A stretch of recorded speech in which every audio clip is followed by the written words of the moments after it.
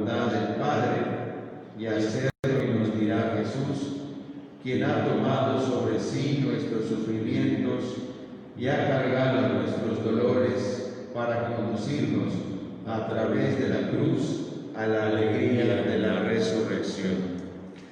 Bajo tu protección buscamos refugio, Santa María de Guadalupe. No desprecies nuestras súplicas de los que estamos en la prueba y libéranos de todo peligro, oh Virgen gloriosa y bendita. Amén. San José Sánchez del Río, ruega por nosotros. Muy bien, gracias. Bueno, pues vamos a iniciar este programa. Ya perdí la cuenta, 11. El 11. 11, ¿verdad? 11. El 11, wow, 11 programas. 11 semanas. 11 semanas, mira eso. Estábamos hablando, me acuerdo que estábamos hablando de 7 cosas. De las 7 cosas que todos aprendemos antes de los 7 años. Así es, 7 cosas que todos aprendemos antes de los 7 años. ¿No? Es correcto. Y que pues están allá en nuestro código, están impresos en nuestra personalidad. Y realmente es algo que con la observación que podemos hacer en el trato clínico, incluso con las personas, en las experiencias que la misma gente nos va transmitiendo. Y de manera muy particular lo que vemos todos en nuestras propias personas, en nuestras propias familias, nos damos cuenta que verdaderamente estas 7 cosas las aprendemos antes de los 7. Y vimos 4 cosas ya en los programas pasados. Lo primero que aprendemos desde muy pequeños es a desvalorizarnos. Nos desvalorizamos, aprendemos por situaciones muy variadas, aprendemos a desvalorizarnos, empezamos a pensar que no podemos, que no sabemos, que no tenemos la posibilidad o que no merecemos las cosas. Eso es algo verdaderamente dañino, son pensamientos, patrones de pensamiento, que es lo que el contexto en que estamos viendo esto, son los patrones de pensamiento que nos van guiando, todo nuestro pensamiento. El pensamiento, recuerda, que es el que conduce el sentimiento, la emoción, es el que conduce el estado de ánimo, es el que conduce entonces lo que son las decisiones, las reacciones y la conducta. Entonces, todo comienza a través del pensamiento. Entonces, un patrón de pensamiento que tenemos desde muy pequeños es el de desvalorizarnos. Y recordamos también de que tanto como los otros que ya mencionamos, ahorita vamos a recordar, es muy importante que cada uno de nosotros vaya ubicando cómo tienes redactado este patrón de pensamiento que se dirige a desvalorizarte a ti misma o a ti mismo. Esto es real. Todas las personas, y no estamos hablando de trastornos y mucho menos de enfermedades mentales, ¿no?, sino la misma naturaleza humana tiende a que desde muy pequeños, por razones diversas, vayamos nosotros aprendiendo a desvalorizarnos. Y esta desvalorización se convierte, como habíamos dicho en un principio, en un pensamiento automático, de tal forma que ya no tenemos que decir, ahorita me voy a desvalorizar, ¿no? O sea, ya esto es algo que está de manera automática en nuestro inconsciente y con mucha frecuencia, y eso es lo que tendríamos que también ir ubicando, la recurrencia o la frecuencia en la que te desvalorizas, ¿no?, y la intensidad en la que te desvalorizas. Recuerda que son los 2 parámetros, son fundamentales, esos 2 parámetros para conocer tus emociones: la recurrencia o la frecuencia en la que ocurren y la intensidad con la que ocurren. Nos vamos conociendo estos 2 parámetros, ya dimos y estamos dando pasos muy concretos para, técnicamente se llama, gestionar tus emociones. Entonces, este primer patrón de pensamiento que desde muy pequeños lo aprendemos es la desvalorización. Una pregunta, Sí. Gloria, antes de que continúes, perdón, estás recapitulando, pero Sí, no importa, no importa. se me ocurre pensar, creo que a lo mejor le interesará a más de uno que nos esté escuchando y viendo,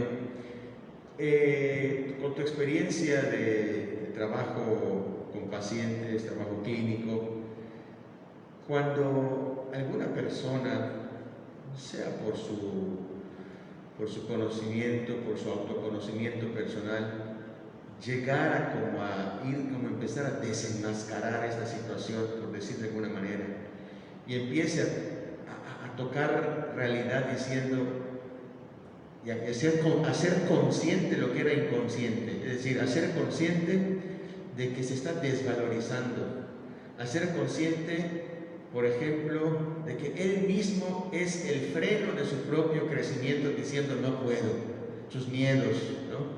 Okay. Cuando llega una persona así, en ese estado de crecimiento del consciente, a pedir ayuda psicológica, esto en unas terapias, en acompañamiento, es posible que esta persona destrabe o mejore o se libere de estos pensamientos automáticos. Completamente, totalmente. De hecho, ese es el objetivo principal.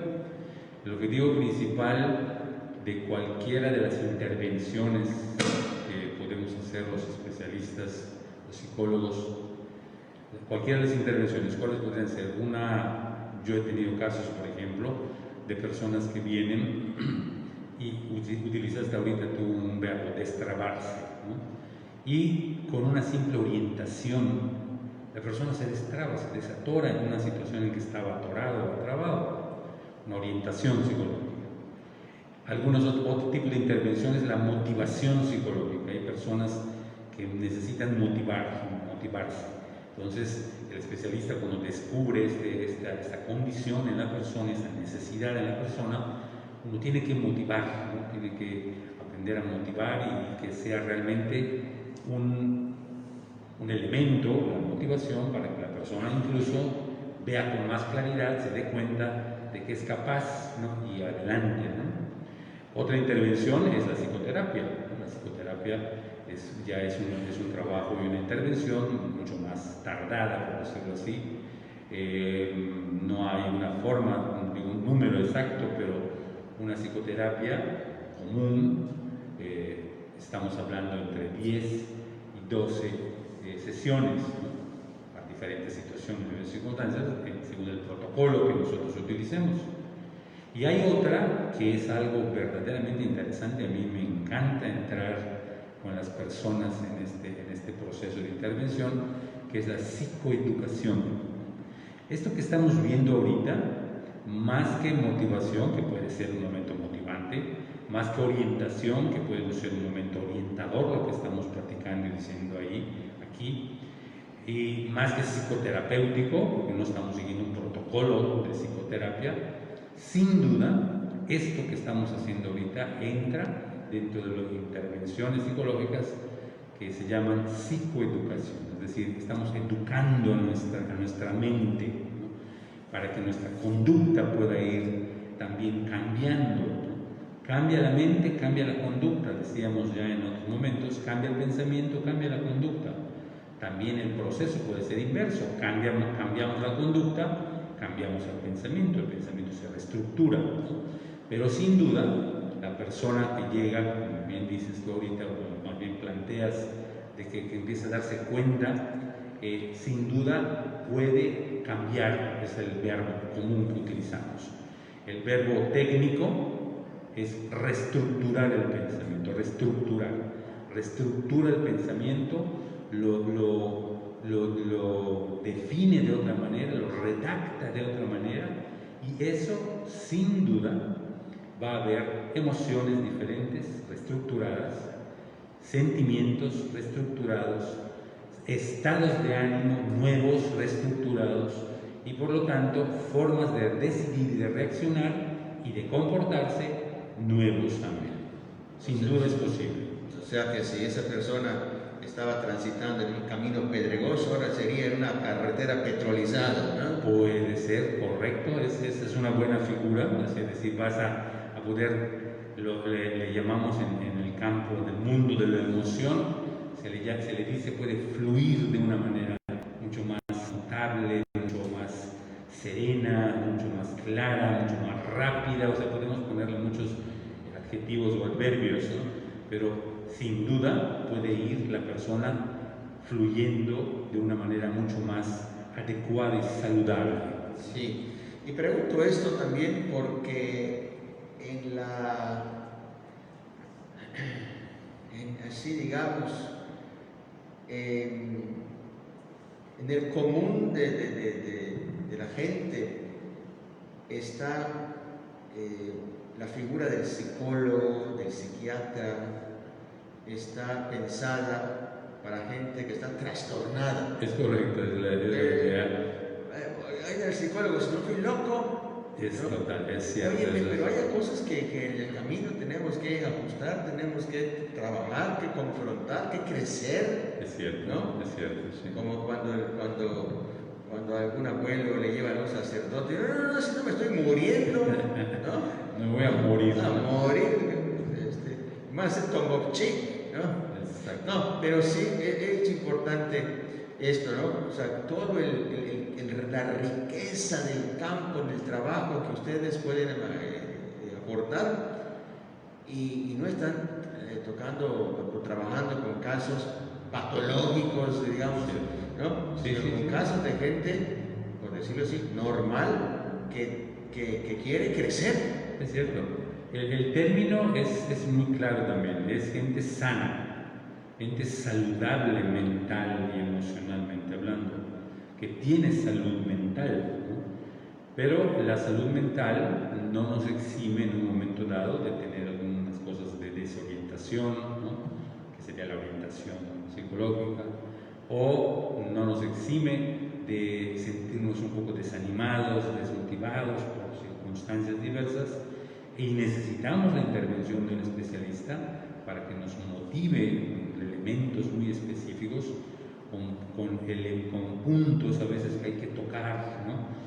Por ejemplo, en una intervención de motivación psicológica, lo que el especialista busca son esos puntos, ¿no? Que son motivantes, esos puntos, o también se le pueden llamar expectativas, que la persona por alguna razón ha visto declinadas o ha visto o considera perdidas, ¿no? Y entonces el especialista tiene que encontrar junto con la persona y entonces tocar de nuevo, ¿no?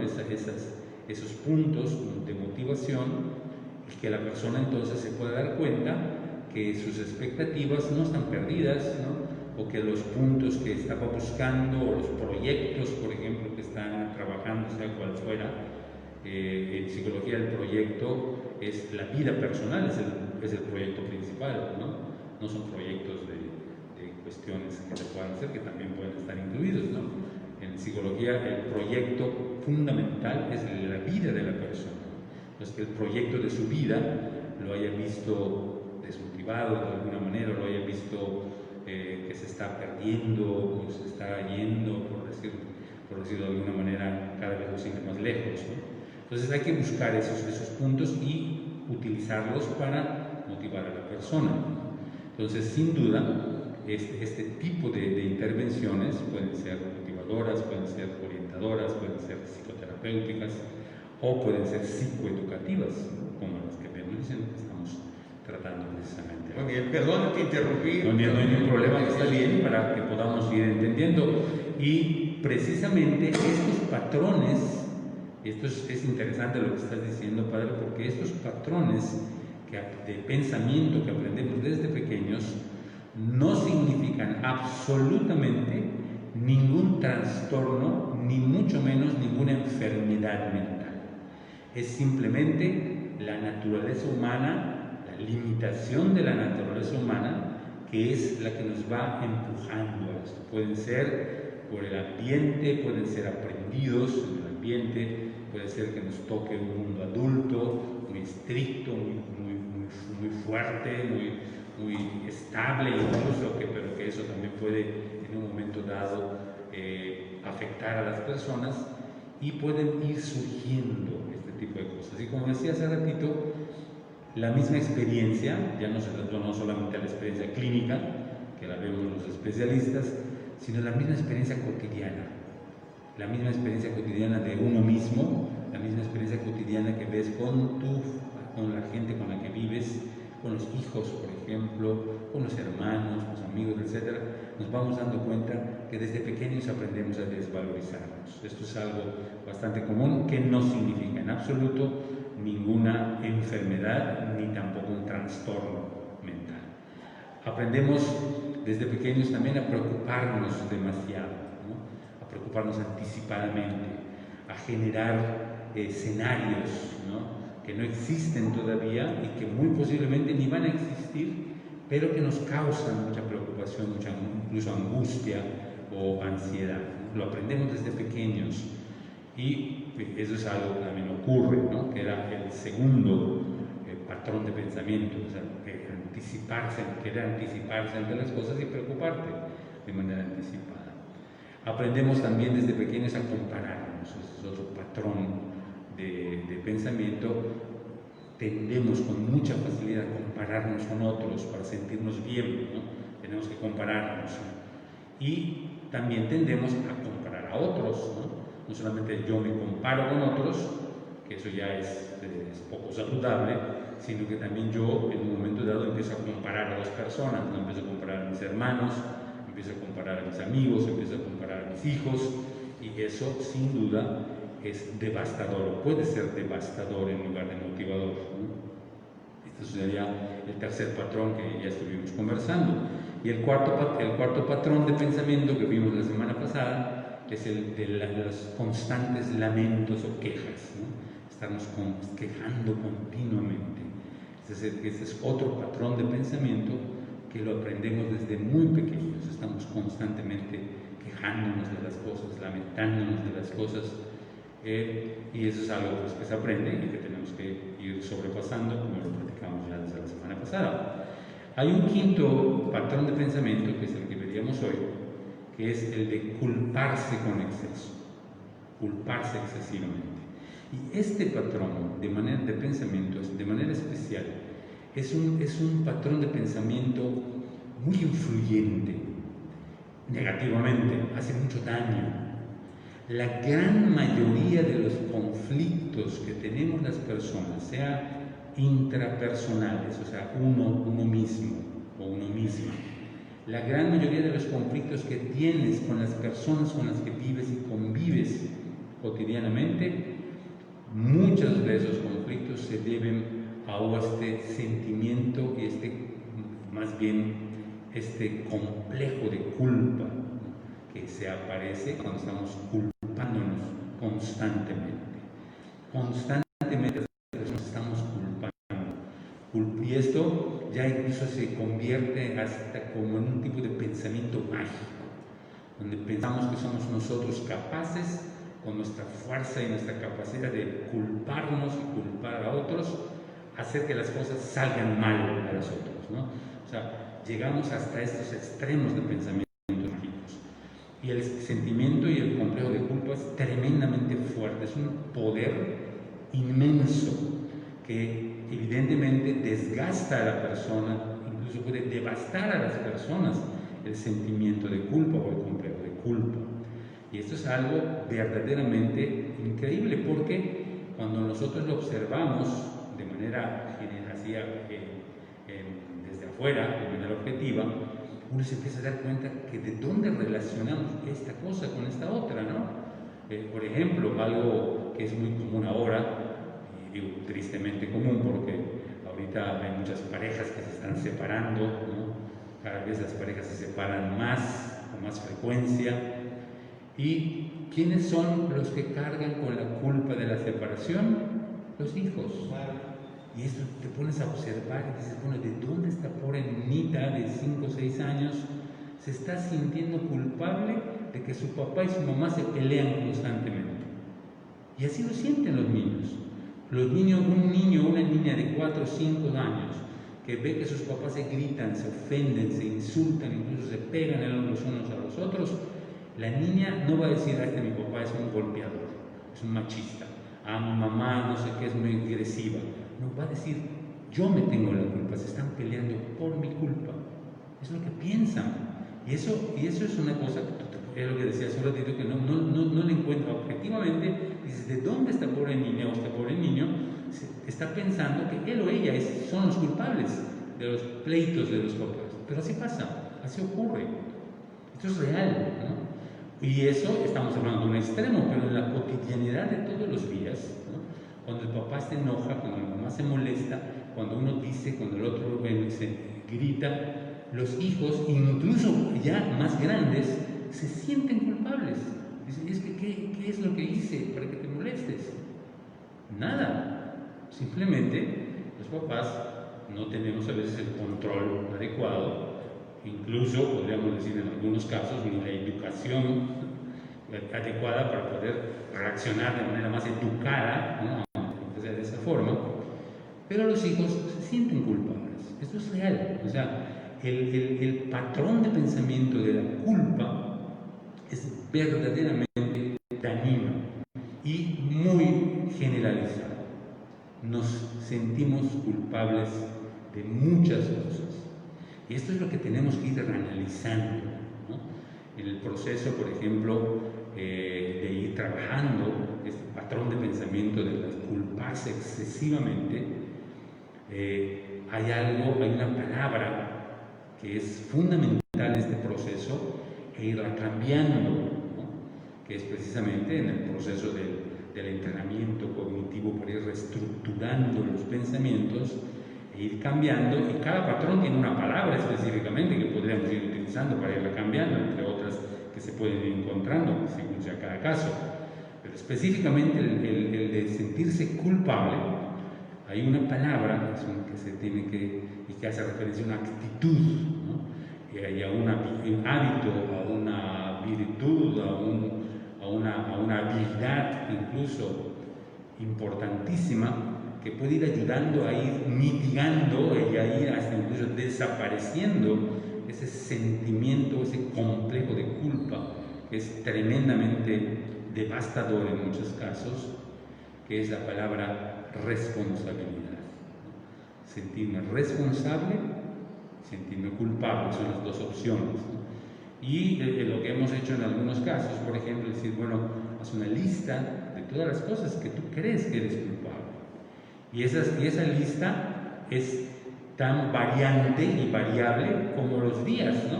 Porque hoy a lo mejor te sientes culpable de una cosa y al rato en la tarde otra y mañana de otras, y así podemos ir variando esa culpabilidad que vamos asumiendo, a veces inconscientemente, pero que lo inconsciente, acuérdate que tiene la misma o más fuerza que el consciente. Entonces, ir viendo eso y decir, bueno, porque está muy sucia la casa, hablando de cosas de memoria, ¿no? Me siento culpable. Voy cambiando y decir, soy responsable de que mi cuarto esté sucio. Soy responsable de que tal cosa no funcione. Soy responsable de que tal otra no esté donde debe estar. En fin, podemos ir haciendo esa serie de cosas e ir cambiando. Y esto, que también vale en los 7 patrones de pensamiento que vamos a ver, esto es ir reestructurando el pensamiento. Entonces, ir quitando, por ejemplo, la desvalorización. ¿Qué es lo que se trabaja en la desvalorización? El hecho de la autoestima, ¿no? Ir trabajando la autoestima e irlo viendo y asentando las cosas muy específicamente con las conductas que están provocando esa desvalorización. Porque sin duda, cuando algo no causa una conducta, y acuérdate que la conducta puede ser del pensamiento, puede ser mental, de pensamiento, la conducta puede ser también verbal, o sea, palabras, y la conducta también puede ser comportamental, acciones, ¿no? Entonces, cuando un pensamiento no genera todavía una idea, una conducta donde ya tenemos redactado de tal forma algo que me desvaloriza, como por ejemplo, yo no soy capaz de aprender un nuevo idioma. Lo he intentado, no soy capaz. Yo ya lo dejé, lo tiro, no soy capaz. Allá hay un pensamiento conductual, hay una conducta de pensamiento. Esa conducta de pensamiento te va a llevar a conductas de palabra, o sea, vas a decir constantemente, yo no soy bueno para los idiomas y ya no lo quiero, aunque sé que necesito ahorita el idioma por esto, por aquello, por lo que fuera, pero yo ya lo eché por la borda, ¿no? Ya tengo la palabra que me hace en un momento dado excusarme o justificarme de por qué no estoy aprendiendo un idioma, porque no soy capaz de hacerlo y no lo voy a hacer, o sea, lo vamos verbalizando. Y la conducta comportamental es, por ejemplo, dejo de ir a clase, dejo de estudiar, ¿no? En fin, una serie de cosas. Las conductas, los pensamientos, los patrones de pensamiento generan estos tres tipos de conducta: conducta mental, pensamiento, conducta verbal, de palabras, y conducta comportamental, de acciones. Entonces, cuando llegamos allí, es realmente que hay que ir desandando el camino, ¿no? Que entonces me ayudaría a ayudarme a no desvalorizarme. Pues hay que ir buscando las cosas concretamente, cuál es el pensamiento, cuáles son las palabras y cuáles son las acciones. Y hay que hacerlas, o sea, hay mucha gente, yo he visto, que llegan a veces con actitud y después algunos cambian, otros no cambian, pero algunos llegan con la actitud de que el especialista les va a dar una palabra mágica, ¿no? O les va a dar un secreto para que entonces la persona salga y ya se empiece a sentir mejor de algo que se llega sintiéndose mal, ¿no? Esto no existe, esto no es así. El especialista lo único que hace es motivar, orientar, seguir un protocolo específico o ayudar en la psicoeducación. Y la persona es la que encuentra la respuesta. Hay un psicólogo humanista, Carl Rogers, que es muy bueno en todas sus doctrinas y todas sus experiencias psicológicas, que dice que la respuesta está en el cliente, le llama. Y él habla de cliente no en el aspecto económico, monetario, sino el cliente en el aspecto activo. No es un paciente, es un cliente, es el que está realmente en acción. Dice, y todas las respuestas están en la mente de tu cliente.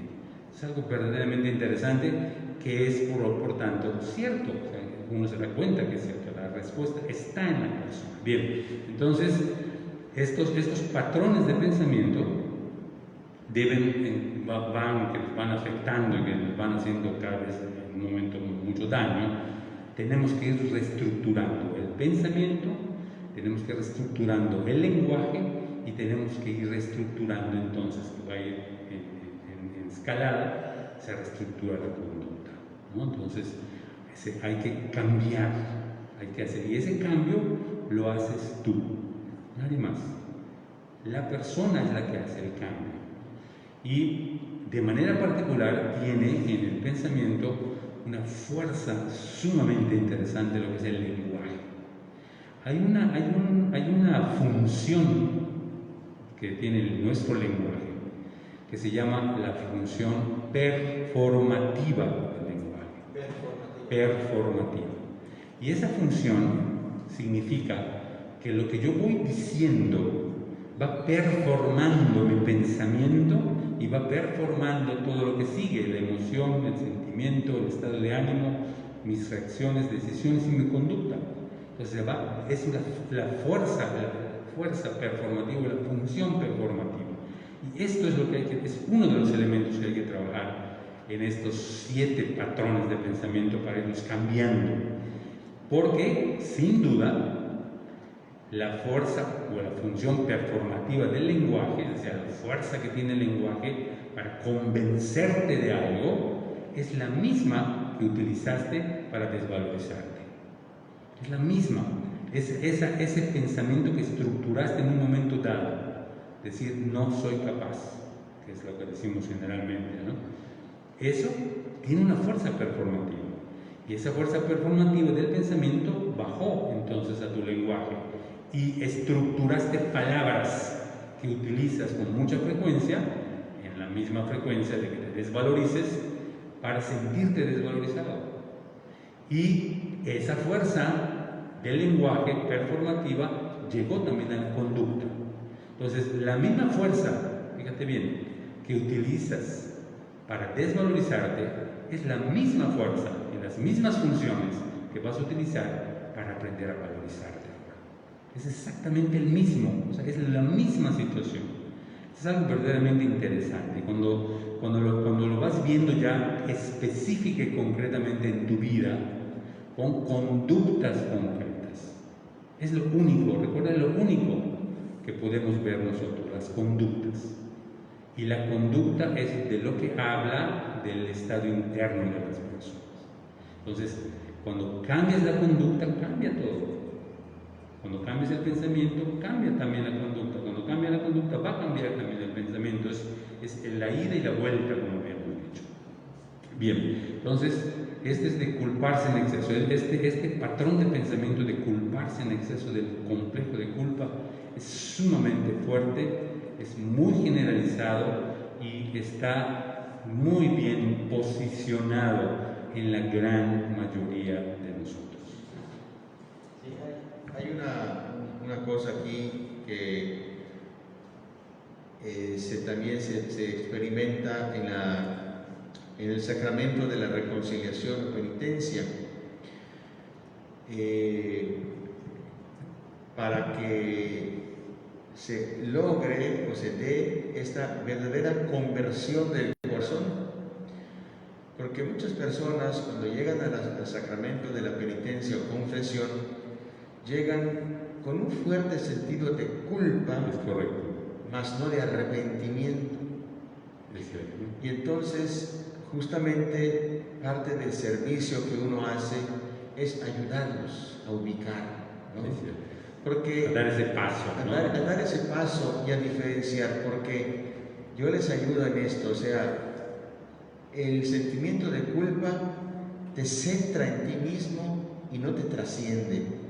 Estás tú ocupado y preocupado de la falta que cometiste, y te estás autoflagelando. Es cierto, ¿no? así es. Sin embargo, el arrepentimiento, que es el requisito que la Iglesia pide, el requisito principal, el arrepentimiento sincero de haber ofendido a Dios, por haber cometido una falta, el arrepentimiento no te centra en ti, sino se centra en la misericordia de Dios. Es cierto.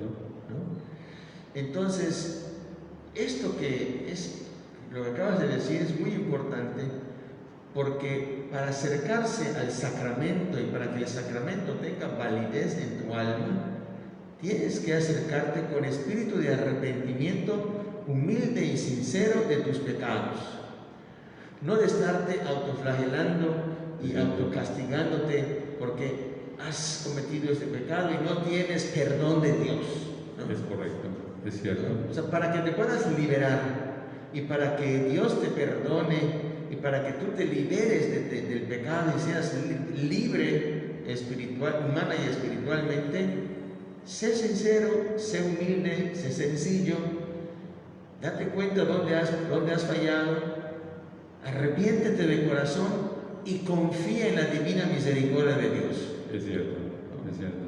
No te estés autoflagelando, es inútil. Yo creo que la teología del sacramento y la Iglesia misma, que es la que maneja la teología del sacramento, entiende muy bien este proceso, estos pasos, pues, y estas diferenciaciones que habría que hacer entre lo que es la culpa y lo que es la responsabilidad, ¿no? La culpa no le hace bien a nadie, ni a uno mismo, porque lo único que te hace es hacerte mal, ¿no? Te va hundiendo y hundiendo y hundiendo y lastimando cada vez más.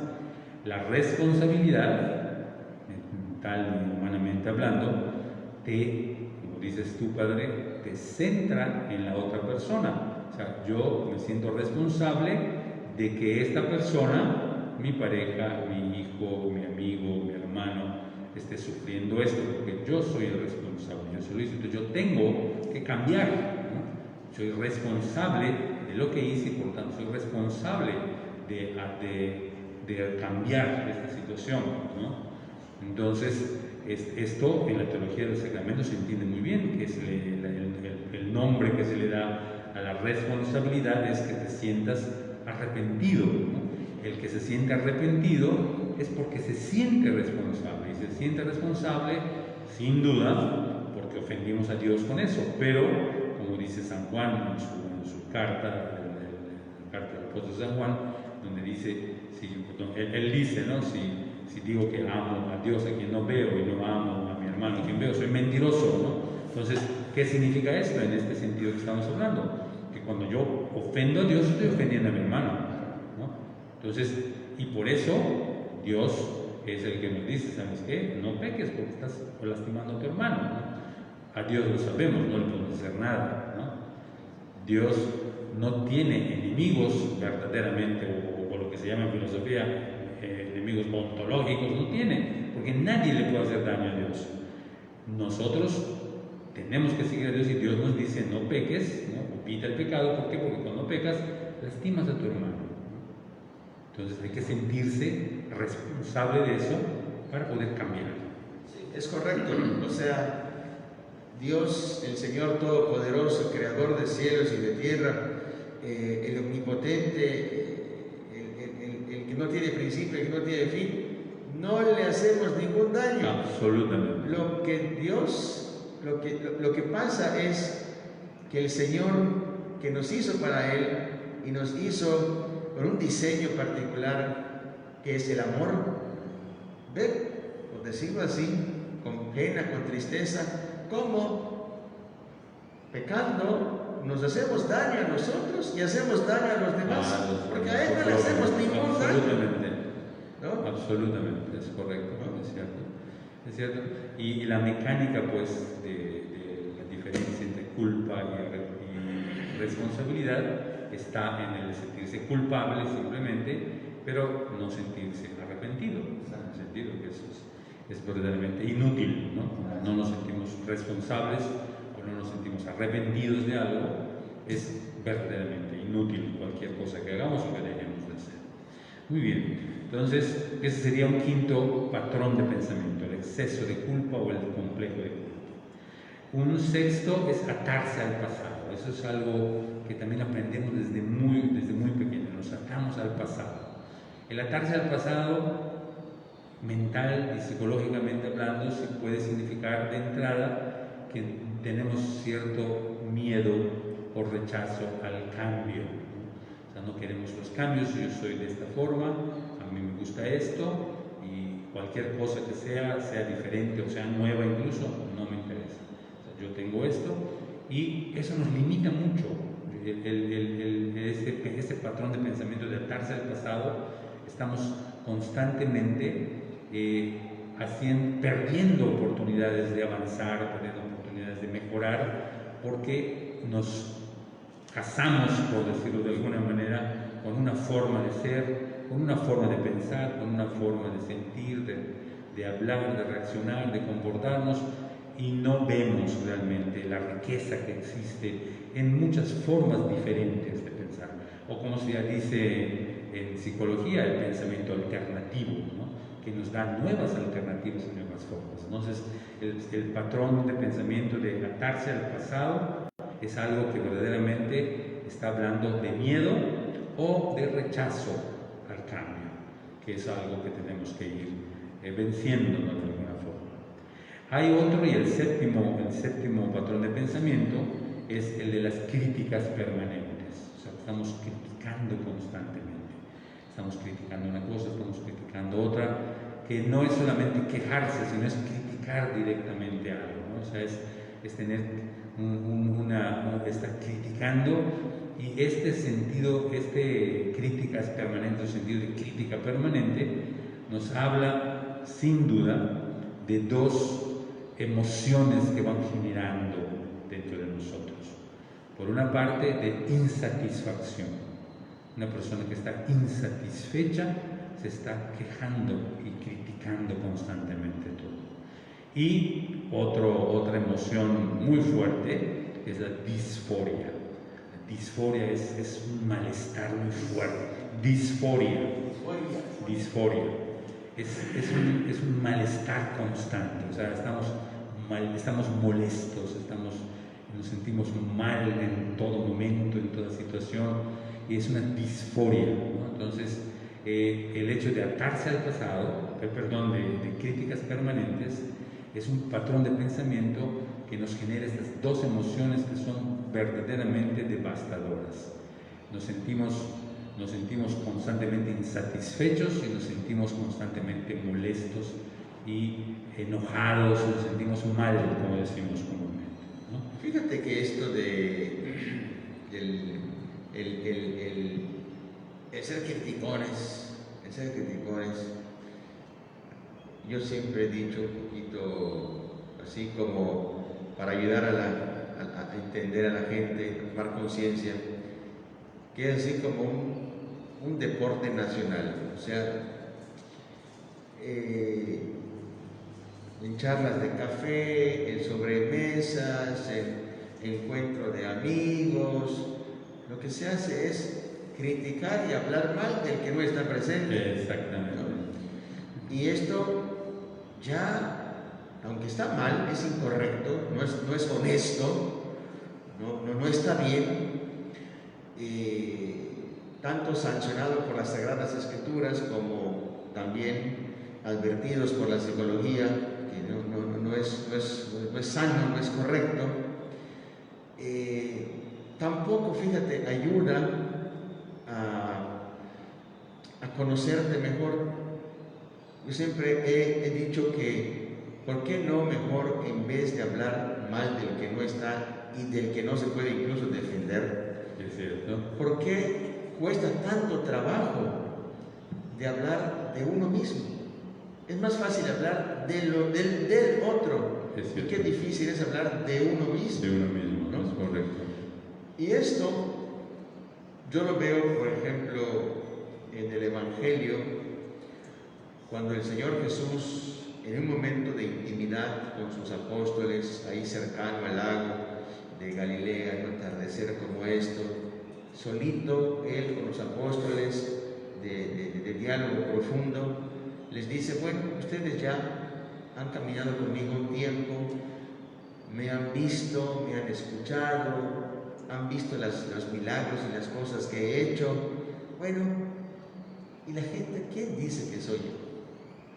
Y espontáneamente empezaron a decir, pues fíjate que unos dicen que eres Juan el Bautista que ha resucitado, otros dicen que eres Elías que ya regresó, otros dicen que eres el profeta tal. Y empezaron esto. Pero cuando Jesús los confronta y los compromete a que digan cada quien, bueno, ¿y ustedes quién dicen que soy yo? Glup. Se empezaron a ver, empezaron los codazos, empezaron a decir, Pedro tú primero, ¿no? Esos mecanismos de grupo, ¿no? Se empezaron a copiar. No, empezaron a mirarse, a verse así con club, y nadie hablaba, silencio, hasta que Pedro fue el que se levanta y dice, ¿no? Tú eres el Mesías, el Hijo de Dios, el que debería que venir al mundo. E incluso Jesús le dice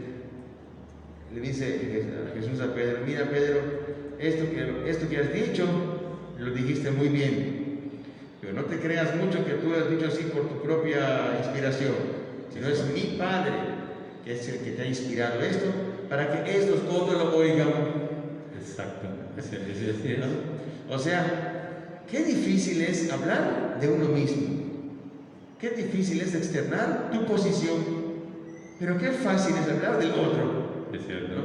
Hablando, sobre todo mal, como decimos así, está muy mal dicho, pero coloquialmente, criticonear, ¿no? Exacto.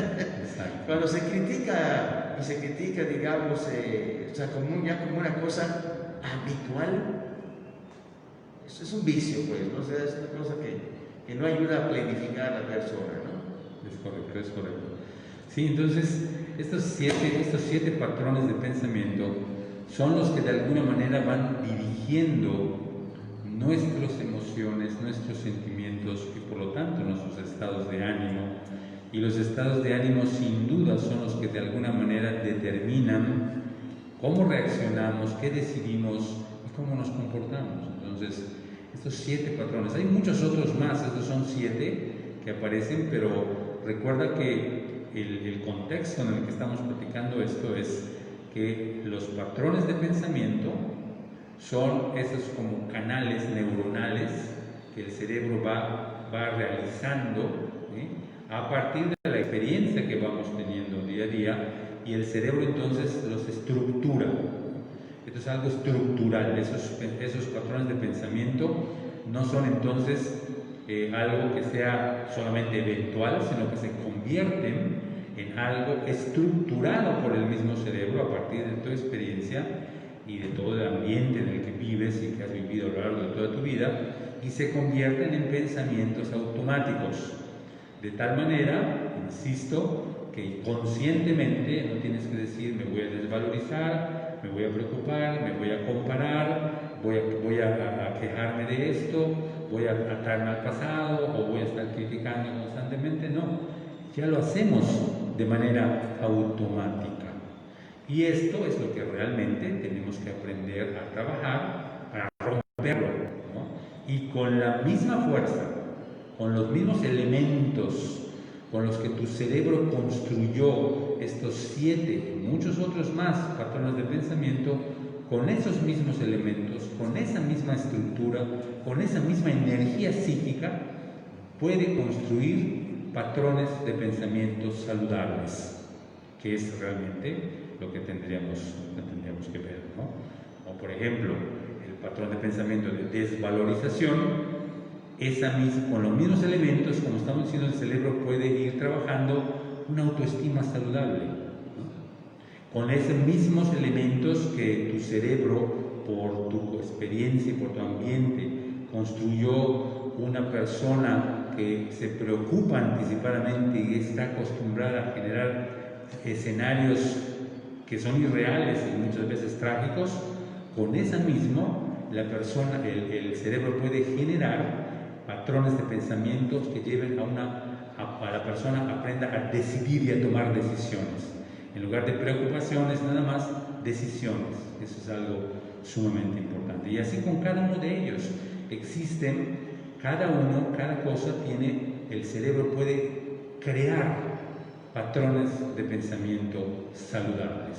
Eso es pues importante.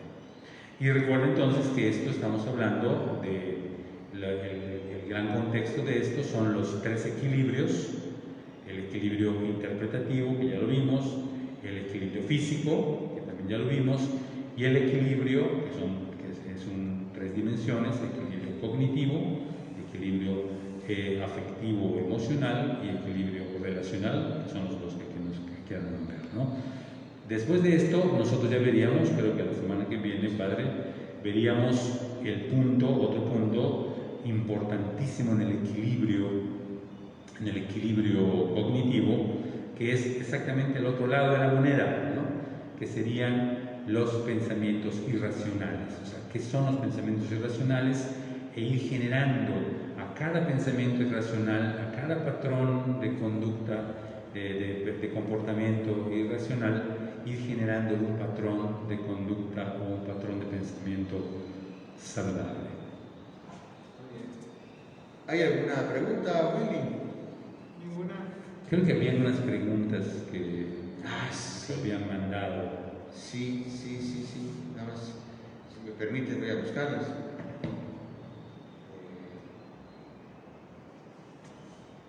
Sí, porque se les había dicho de que manden preguntas anticipadas, ¿te acuerdas? Y habían algunos que mandaron unas preguntas.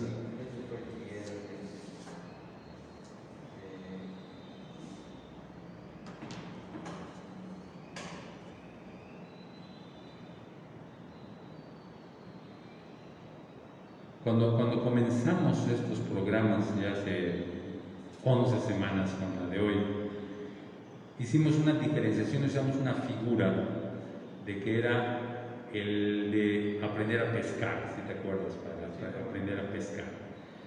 Y lo fuimos hablando y diciendo, por ejemplo, que cuando utilizamos ciertas técnicas, cuando seguimos ciertos tips para poder sentirte mejor, por ejemplo, para bajar un poco la ansiedad, para estar un poco más tranquila o tranquilo, cuestiones de ejercicios, por ejemplo, como de respiración, ejercicios, técnicas, etc. Todo eso te ayuda sin duda, y es muy útil, porque te ayuda a remitir síntomas, o sea, te ayuda a sentirte un poquito más tranquila o un poquito más tranquilo. Pero dijimos entonces que los tres principios que estamos viendo, el equilibrio interpretativo, el equilibrio físico y ahora el equilibrio cognitivo, emocional y relacional, son principios psicológicos que te van a ayudar no solamente a remitir síntomas, sino a reestructurar tu pensamiento. Y esto equivaldría de alguna manera a que aprendas a pescar. Entonces ya no tendrías que estar buscando a alguien que te dé pescaditos para que puedas comer y sentirte satisfecha o satisfecho, sino que tú misma o tú mismo vas a poder aprender a pescar utilizando y trabajando estos tres principios que hemos estado viendo desde hace ya casi 11 semanas. Muy bien. Hay tres con las que acaba de llegar. La primera es: ¿cómo puedo diferenciar el sentimiento de soberbia de la pasión? Soberbia de la pasión. Y la pasión. ¿Cómo puedo diferenciar el sentimiento? Hablabas tú de sentimientos, de emociones más bien. Correcto. ¿No? Y entonces, soberbia y pasión. ¿Cómo puedes distinguir? Sí, sí. Bueno, lo primero que se me ocurre decir ahorita es que la palabra, el concepto pasión, es un concepto general. Es decir, por ejemplo, cuando Aristóteles, cuando los socráticos en general, los mismos padres de la iglesia, ¿no? Y estamos hablando de los primeros siglos de nuestra era, hablaban de pasión, se referían mayoritariamente a lo que hoy se llama emociones. Entonces, la pasión, ¿sí?, es, técnicamente hablando, es un concepto general. La pasión, por ejemplo, utilizando esto como el concepto generalizado, la pasión puede ser el odio, es una pasión, el amor es una pasión, la alegría es una pasión, la tristeza es una pasión, en el sentido de que pasión es equivalente a emoción.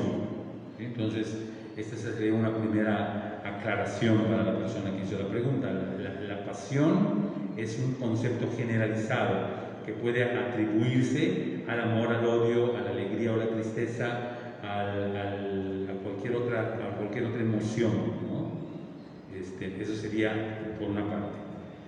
Por otra parte, la soberbia es una emoción particular, ¿no? La soberbia, dice la definición, es una emoción que nos hace sentirnos más que los demás.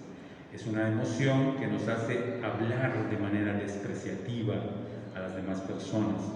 Es una emoción que nos hace a nosotros tratar mal a las personas. Entonces serían las tres condiciones. El pensamiento nos hace pensarnos más superiores que los demás, nos hace hablar mal, lastimar con nuestras palabras, con nuestra forma de hablar, ¿no? Y tratar mal a las personas.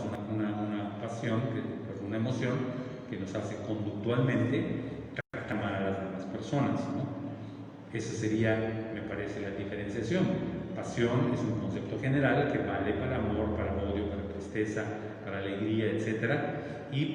Y soberbia es una emoción particular, que es lo que ya dijimos ahorita. No sé si sea suficiente, ¿no? Sí. Bien. De la soberbia y de la pasión, a mí se me ocurre complementar desde el punto de vista de la fe. Acuérdense que este programa es diálogo entre psicología y fe. La soberbia es, digamos, como la madre de todos los pecados, ¿no? Porque la soberbia fue lo que condujo a la ruina de nuestros primeros padres, porque no supieron obedecer el mandato de Dios. Entonces, cuando la tentación, el demonio, les presenta que tienen la oportunidad de contravenir, de romper la indicación, la orden que Dios les dio de que de todo esto pueden ustedes tomar menos de ¿no? Entonces el demonio vino a tentar con soberbia diciéndole, es que, ¿sabes por qué no te dijo eso? Que comas de eso, porque el día que ustedes coman de eso van a ser como Él, grandes, poderosos. Que ser como Él, ¿no? Entonces, soberbia, desobediencia, ¿no? Y falta de esa humildad y sencillez con esa frescura de obedientes y que de los que amamos a Dios, poder respetar sus leyes que por algo lo dicen, ¿no? Entonces, no obedecieron, quisieron ser como dioses, desobedecen comiendo aquel fruto y se dan cuenta finalmente que no son como dioses, sino que caen en desgracia, ¿no? Entonces, esa es la ley, esa es la historia del pecado original, que por cierto no tiene que ver nada ni con la manzana ni con pecado sexual, ¿no? Exacto. ¿No? A veces se malinterpreta, dice que el pecado original se comió la manzana antes del recreo. Nada que ver, nada que ver, ¿no? Es un pecado de desobediencia, ¿no? Y de soberbia, de soberbia del demonio, ¿no? Y la pasión, fíjense que la pasión hay que, por decirlo así, como darle también esta orientación positiva, porque se le ha encasillado como una emoción negativa únicamente, ¿no? Y muchas veces se le ha así como puesto un cliché de la parte sexual, ¿no? Es correcto. Pero el mismo Jesús nos invita a amar a Dios con todas nuestras fuerzas, amarás a Dios con toda tu mente, con todo tu corazón, con todas tus fuerzas. Es correcto. ¿No? Y yo digo, con toda tu pasión, ¿no? San Pablo, encontramos a San Pablo, un apasionado, ¿no? Que con una pasión va y a tiempo y a destiempo va anunciando el Evangelio. Cierto. ¿No? Apasionadamente, ¿no? Ay de mí si no evangelizara. Y es una pasión, es una emoción que se necesita, ¿verdad? Incluso en la vida espiritual, para echarle ganas y para echarle fuerza a la vida. Es cierto. ¿No? Es lo que decimos, un también de chile manera para que se mueva. ¿No? Pero es que hay que amar con pasión, si no, ¿por qué amas? Es cierto. ¿No? Se necesita esta emoción muy humana que, soplada y fortalecida por el Espíritu Santo, te hace ir muy lejos, ¿no? Porque yo veo la pasión, esta emoción, esta fuerza de la pasión, como un acumulador en un coche, ¿no? Que es la que le da así como esa energía, esta fuerza para que pueda arrancar y andar. Exacto. ¿No? Sí, es cierto. Y sí, la pasión, como decíamos también hace ratito, puede ser es aplicable al amor, amar con pasión, pero también como es sinónimo o equivalente a la emoción, podemos también decir, puedes odiar con mucha pasión. Es correcto. Son cosas extremas. Aquí hablé muy católicamente de la pasión, ¿verdad? Exacto. Sí, y por ejemplo, la pasión también, en el sentido de la Biblia, por ejemplo, habla de la pasión de Jesús, ¿no? O sea, todo lo que significa, ¿no?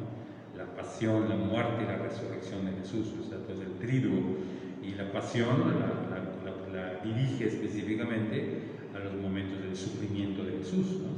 Que fue realmente pues, llenos de pasión y de emociones, ¿no? De emociones sumamente intensas las que Jesús vivió en ese tiempo pues, de su pasión, ¿no? De lo que así Así es, yo creo que esa película de Mel Gibson, La Pasión de Cristo, relata perfectamente bien. Expresa con mucha claridad. Algunos dicen que es una cosa muy sangrienta, pero yo creo que no fue menos.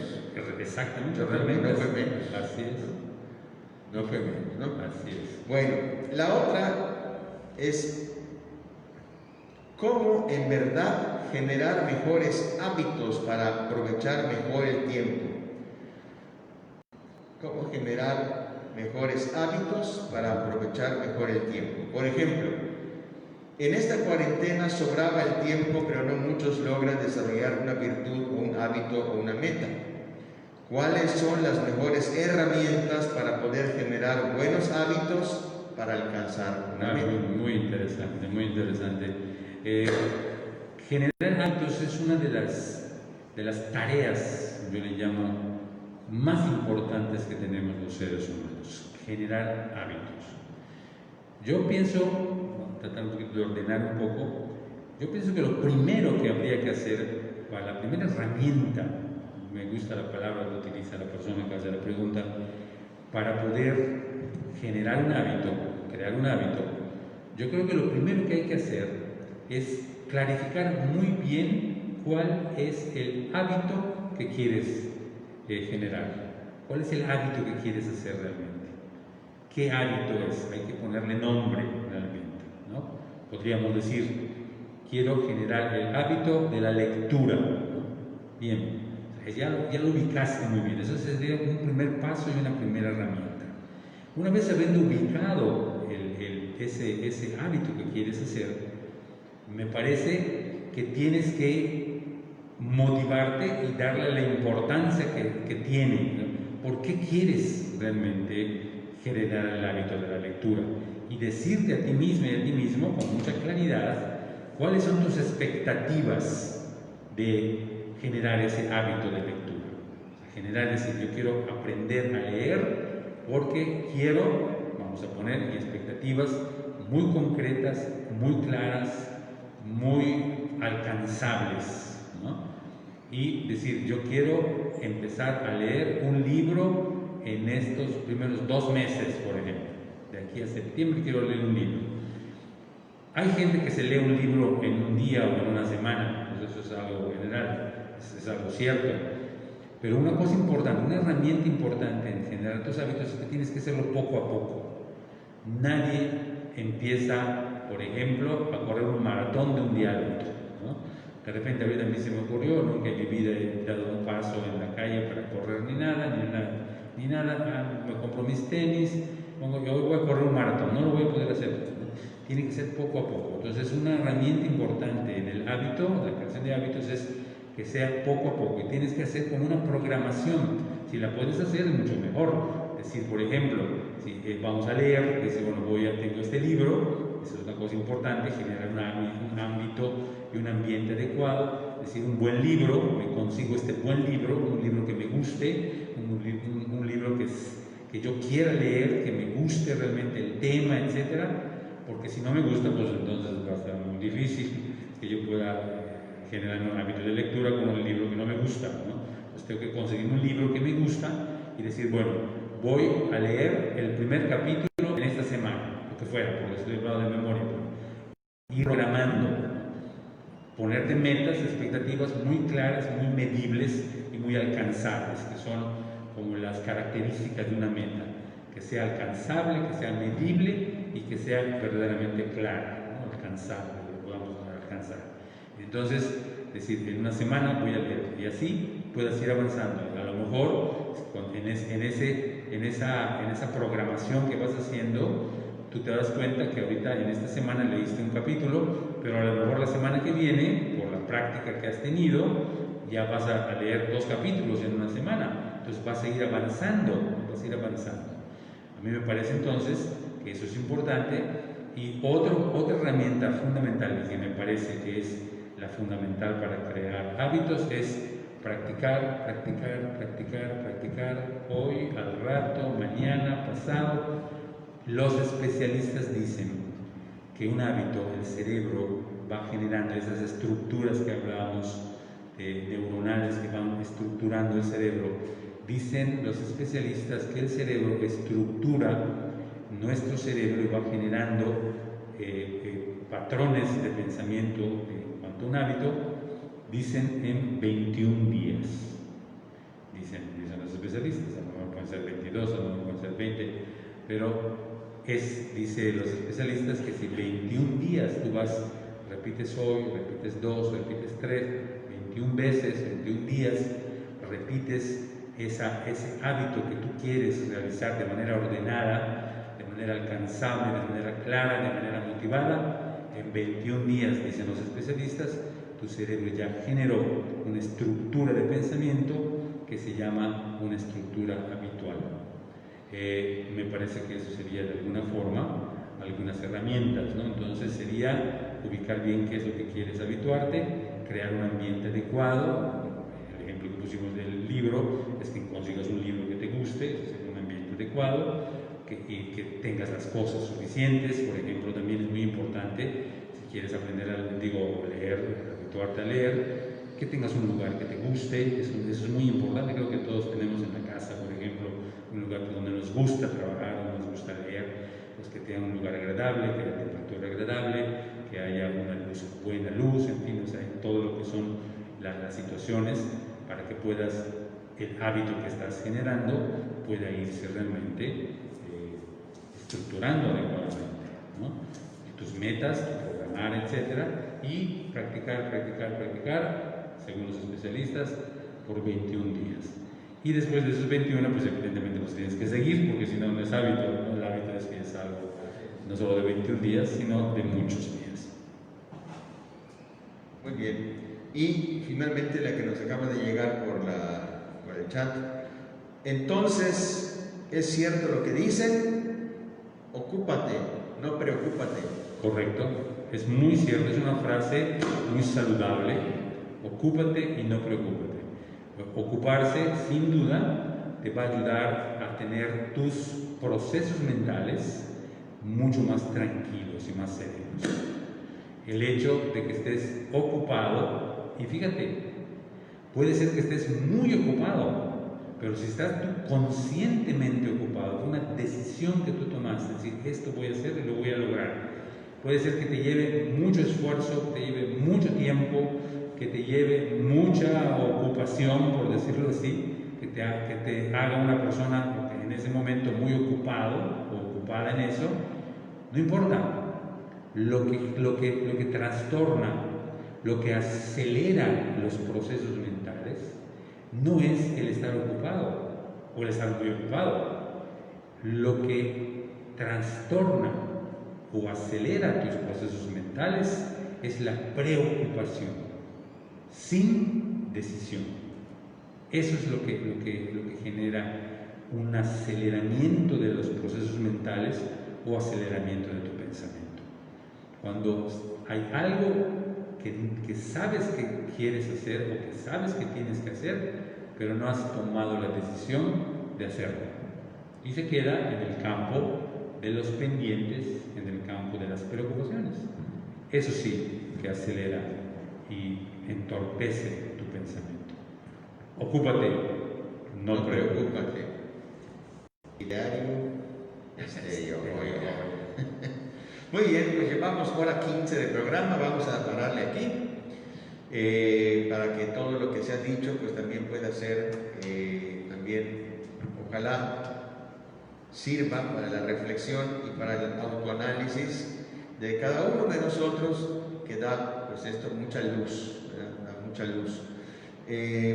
Antonio, ¿dónde se te puede localizar? Me pueden localizar por Facebook, que aparezco como Antonio Alonso con Z, y ahí puedes entrar y puedes mandarme un inbox, y con gusto atiendo tus preguntas o solicitudes, o en mi teléfono también, por WhatsApp, que se está viendo y comprobando cada día más que es lo más práctico y lo más utilizado, ¿no? El WhatsApp, 9993 46 6206. Algunos me han estado preguntando por WhatsApp que si esto lo vamos a dar en algún taller o en alguna cosa. Yo pienso que sí, podría ser por una parte en la parroquia, podemos organizar ya un poquito más adelante algo al respecto, y también a nivel particular, como servidor, poder hacer algunos talleres o algo para ofrecerlos para que las personas ya de manera sistemática, que es la gran diferencia, ¿no?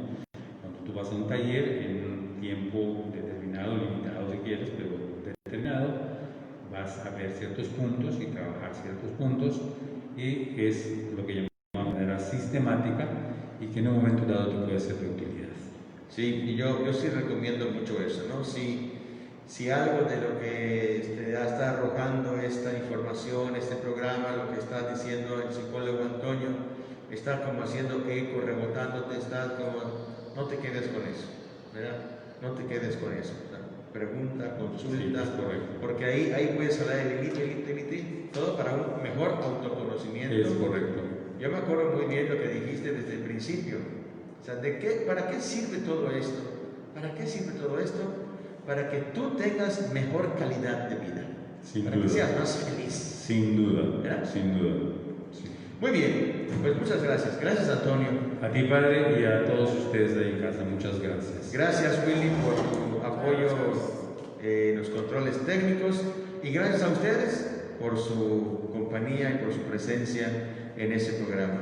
Mañana jueves tendremos la misa por la mañana, 8:30, y por la tarde, a las 7, tendremos nuestra hora santa parroquial, la exposición al Santísimo Sacramento, con el rezo de vísperas y dejando unos espacios para la adoración personal al Santísimo Sacramento. Les esperamos. Que tengan buenas noches. Que Dios les bendiga.